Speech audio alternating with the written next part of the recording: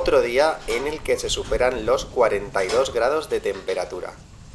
Ya sé que estamos en agosto, pero esto no parece normal. Para hablarnos de la relación entre las olas de calor y el aumento de la mortalidad, ha pasado esta mañana por nuestros micrófonos Julio Díaz. Durante el verano en España ha habido un exceso de mortalidad de 20.000 personas. De esas 20.000 personas, el efecto atribuible a la temperatura solo ha sido de unas 4.500 personas. Esto ya es el triple de la mortalidad atribuible al calor en un verano normal. Por lo tanto, esto lo que nos lleva es a pensar que hay otros factores relacionados con las altas temperaturas que pueden estar incidiendo en la mortalidad a corto plazo.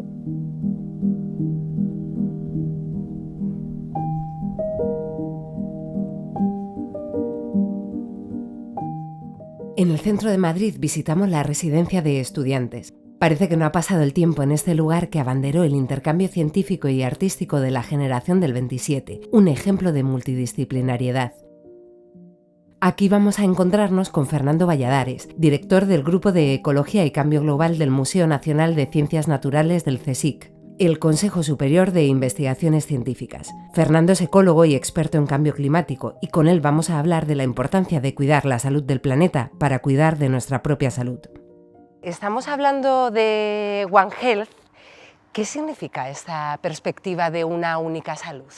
One Health nació de alguna manera con el hecho de que los veterinarios se daban cuenta de que lo que les pasaba a los animales acaba muchas enfermedades infecciosas pasando al ser humano. A partir de ahí el concepto fue desarrollándose, quizá con la COVID-19 tomamos todos mucha más conciencia de lo estrechamente relacionados que están las saludes de los animales, plantas y personas, y de ahí ha surgido el concepto en el cual no se puede entender la salud humana si no es en el contexto de la salud ambiental. Tú eres experto en cambio climático, de hecho desarrollas la mayor parte de tu labor científica en este ámbito.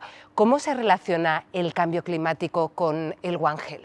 Bueno, se relaciona por muchos lados, porque realmente el cambio climático lo raro es en lo que no afecte a las actividades humanas y por tanto a la salud humana, porque el cambio climático afecta desde los movimientos de las personas, las migraciones, la mitad de las personas aproximadamente que se mueven, millones de personas en el planeta, lo hacen por un cambio en el clima, una aridificación, unas inundaciones o lo que sea, y eso ya empieza a tener consecuencias en la salud, y prácticamente todo, enfermedades infecciosas que se ven facilitadas por el calentamiento, dificultades para obtener agua sanitaria, alimentos, enfermedades cardiovasculares, alergias. En todos esos aspectos y más, el cambio climático lo que hace es amplificar los problemas o incluso crear problemas propios, ¿no?, debidos al cambio climático, que tienen repercusiones en nuestra salud.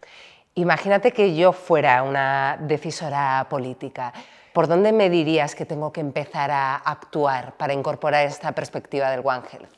La primera palabra que le diría a un político, y que de hecho algunas veces se la digo, es una palabra que no está en el programa electoral de nadie, y es valentía. Valentía porque hay que afrontar riesgos, y valentía porque los políticos tienen que proponer decisiones que a veces no se van a comprender bien. Muchos de los derechos humanos tienen que ver precisamente con la sostenibilidad del medio ambiente. De hecho, un derecho que se está empezando a poner cada vez más sobre la mesa es el derecho a un medio ambiente en buen estado, porque eso en cascada trae consigo el mantenimiento de muchos derechos humanos. Estoy preocupado porque la vida de los pueblos se está yendo, se están envejeciendo los pueblos, y perspectivas de personas jóvenes de cara a hacerse agricultores o ganaderos hay muy poquitos, pero bueno, hay algunos que sí, y claro, veo que no va a ser un buen futuro, porque a lo mejor a la larga de 15, 20, 30 años, lo que es natural que salga hierba en el mes de marzo, abril, mayo, tal, eso a lo mejor se va a acabar, y entonces alimentar el ganado todo el año de Dios, pues eso le va a afectar mucho.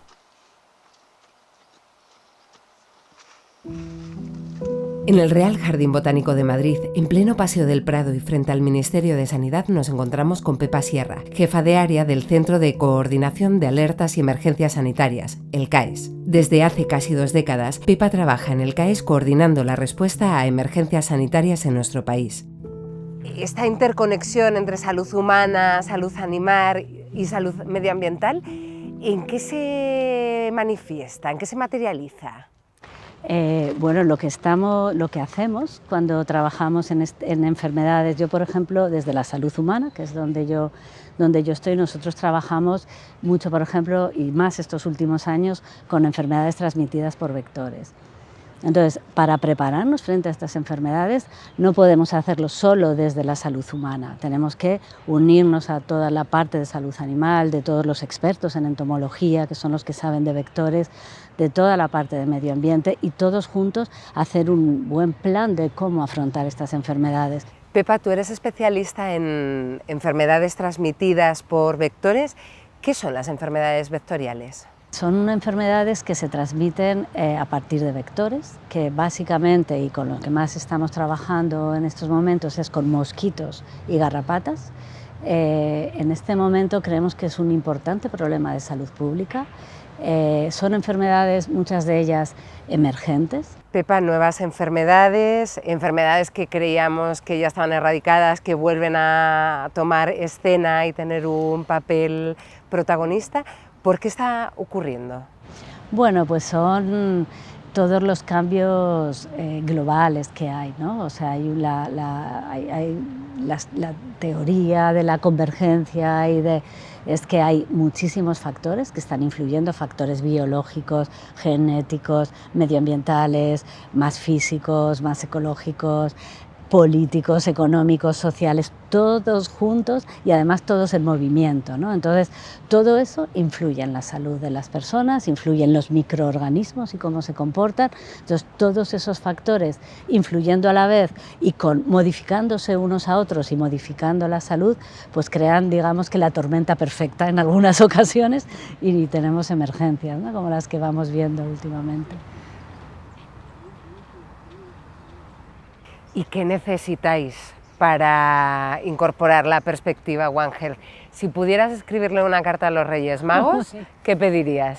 Bueno, pues pediría que, pues por ejemplo, que la Agencia de Salud Pública que se va a crear en este momento de verdad tuviera una buena intersectorialidad con todos para poder de verdad trabajar en One Health, que desde todos los ámbitos, tanto en nuestra administración más central como en la administración de las comunidades y más local, esta perspectiva estuviera, que todos apostáramos por invertir en eso, que tuviéramos claro que inversiones que no puedan no tener un rendimiento a corto plazo lo van a tener a largo, y que desde luego la apuesta de mejora de la salud de los ciudadanos y de las ciudadanas pasa por trabajar unidos desde distintos sectores.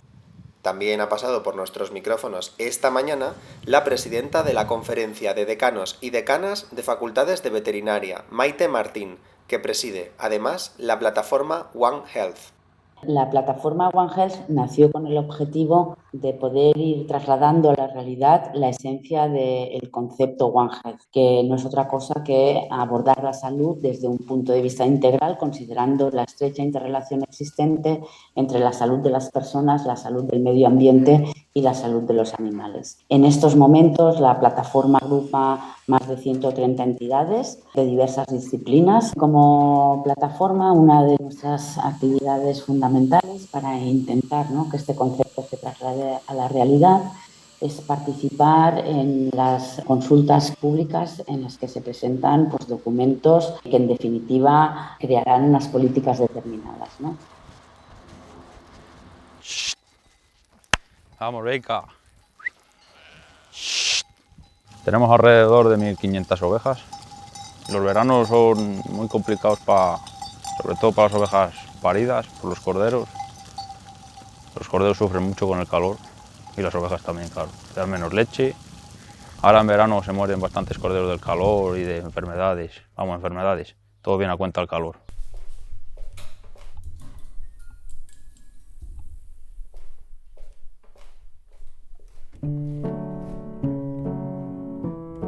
La Universidad Complutense de Madrid es la universidad pública más antigua de España. En ella se encuentra el Centro de Vigilancia Sanitaria Veterinaria, el Centro Visavet, que se ha constituido como centro de referencia internacional en este ámbito.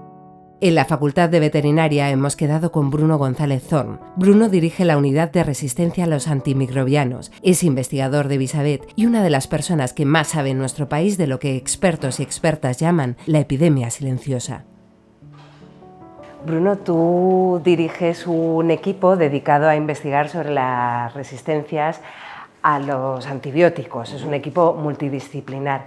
¿Cómo se relaciona la resistencia a los antibióticos con esta perspectiva del One Health? Realmente es algo muy natural. Utilizamos antibióticos para preservar la salud de los animales, para preservar la salud del hombre, y tenemos un problema, que es que tenemos cada vez más bacterias resistentes y se mueren cada vez más personas en los hospitales. Por lo tanto, para empezar a controlar el consumo de antibióticos tenemos que obligatoriamente empezar a sincronizarnos todos los que trabajamos con animales y todos con los que trabajamos con el ser humano, e incluso todos los que trabajan con el medio ambiente, porque esas bacterias y esos antibióticos pasan luego a las aguas residuales, etc. Entonces casi nos hemos visto obligados por la crisis de las bacterias resistentes a coordinarnos todos ya prácticamente desde el año 2000. Bruno, ¿qué es la pandemia silenciosa? No, me gusta llamar la pandemia silenciosa a el avance que está habiendo en resistencias a los antibióticos. O sea, utilizamos los antibióticos para curar enfermedades producidas por bacterias, y de hecho el descubrimiento de los antibióticos ha revolucionado la historia de la humanidad. Todos esos trasplantes y esas cirugías que hacemos no serían posibles si los antibióticos dejaran de funcionar, y es lo que está ocurriendo. En España mueren más personas cada año por la resistencia a los antibióticos que por los accidentes de tráfico. No estamos desarrollando antibióticos nuevos. Es decir, podemos volver a la época en la que por una herida o por una neumonía un poco complicada o una infección de orina que se complica un poco con infección renal, etcétera, pues realmente acaben matando a los pacientes. No todo el mundo es consciente del problema que es tener antibióticos en casa y automedicarse, o incluso medicar a su perrito, o frenar un tratamiento antes de tiempo. La pregunta del millón. Bruno, ¿cómo podemos convencer a la sociedad de la importancia del enfoque One Health para responder a las resistencias de los antibióticos? El mayor problema sanitario que tiene la humanidad actualmente es la resistencia a los antibióticos. Las bacterias y los genes de resistencia a antibióticos fluyen entre seres humanos, medio ambiente y animales. Debemos comprender cómo fluyen esas bacterias entre estos tres ecosistemas para poder salvar a la humanidad. Pensando en el futuro, ¿cómo crees que puede afectar esto a las personas, a los agricultores? Pues hombre, a las personas mucho, porque aquí lo vamos a padecer todos, pero sobre todo los animales. Evidentemente el agua va a ser el día de mañana oro, y por lo que veo, pues a lo mejor dentro de 20 años el agua va a ser como si fuera un artículo de lujo. En Valencia, en el corazón de la ciudad de las artes y las ciencias, se ubica el mayor acuario de Europa, el Oceanographic. Visitamos este lugar mágico para conversar con Daniel García Párraga, director de Operaciones Zoológicas. Daniel dirige además la fundación del Oceanographic, desde la que un importante equipo de investigadores y expertos se encarga de velar por lo que ocurre dentro y fuera de los mares y océanos. Vosotros aquí en Oceanographic trabajáis mostrando los ecosistemas marinos. ¿Cómo se relacionan los ecosistemas marinos con esta filosofía, con esta idea de One Health? El Oceanographic es un acuario moderno donde la parte, digamos, de la interpretación, de conectar con la sociedad es fundamental. Lo que precisamente hacemos entender a la sociedad es que nuestra propia actividad tiene consecuencias directas sobre el hábitat. Básicamente es un hacer entender al público esa interconexión que comentábamos, ¿no? O sea, que muchas veces la gente entiende que la salud de los animales o la salud de los ecosistemas es un poco ajenos a nosotros mismos, y es muy importante que todos entendamos que ya no por altruismo o por el beneficio de nuestros nietos, sino por nosotros mismos es fundamental, ¿no? La salud de los animales, muchas veces por enfermedades transmisibles, muchas veces por el equilibrio que proporciona los ecosistemas. El mar básicamente nos proporciona todo, ¿no? A la Tierra es el sistema de soporte vital y es fundamental, produce gran cantidad del oxígeno, bueno, más de la mitad del oxígeno que respiramos, el agua dulce que bebemos, y es fundamental de algún modo que esto el público lo entienda. ¿Cómo puede llegar a afectarnos lo que ocurre en el fondo del mar al otro lado del agua? Tenemos que tener en cuenta que el ecosistema marino es para nosotros como seres humanos nos da prácticamente todo lo que necesitamos para vivir, ¿no? O gran parte. O sea, más de la mitad del oxígeno que respiramos procede del mar, del fitoplancton, digamos de microalgas que existen en el mar. Producen más oxígeno que la selva amazónica y que todos los bosques de la Tierra juntos. El agua que procede, digamos, de lagos y ríos procede de la evaporación que se forman las nubes en el mar. El mar es un regulador del clima brutal. El mar es un sumidero de CO2 súper importante, absorbe mucho CO2, mucho más que las propias plantas terrestres, ¿no? Es decir, el mar nos lo da todo. Si verdaderamente no hubiese mar, sería un planeta, el planeta Tierra sería muy parecido a Marte, ¿no? Carta a los Reyes Magos, Dani. Si te dijera, soy decisora política, cuéntame por dónde tengo que empezar a incorporar esta perspectiva del One Health para proteger nuestros mares. A ver, yo creo que en el ámbito político, una de las acciones quizá más interesantes a promover es generar espacios protegidos en el mar y llegar a un grado de protección, a ver, idealmente de un 30%, pero por lo menos de un 10% de áreas marinas protegidas, donde se sepa que ahí de algún modo los recursos o el tráfico o el turismo va a estar mucho más regulado y que el impacto va a permitir que esas áreas de algún modo sirvan de reducto a partir del cual el resto del mar o el sistema se pueda mantener viable, no llegar a esquilmarlo al 100%.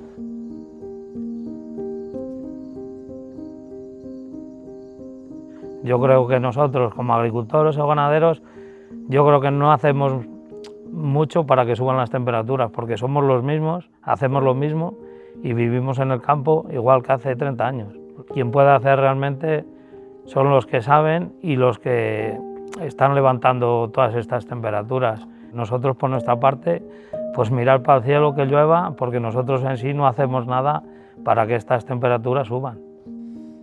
Hemos viajado a Valencia, a Madrid y Salamanca para mostrar que lo que le pasa al planeta y a los animales nos pasa también a las personas. Porque somos un único mundo, porque compartimos una única salud. Y ahora, más que nunca, la perspectiva One Health es la respuesta.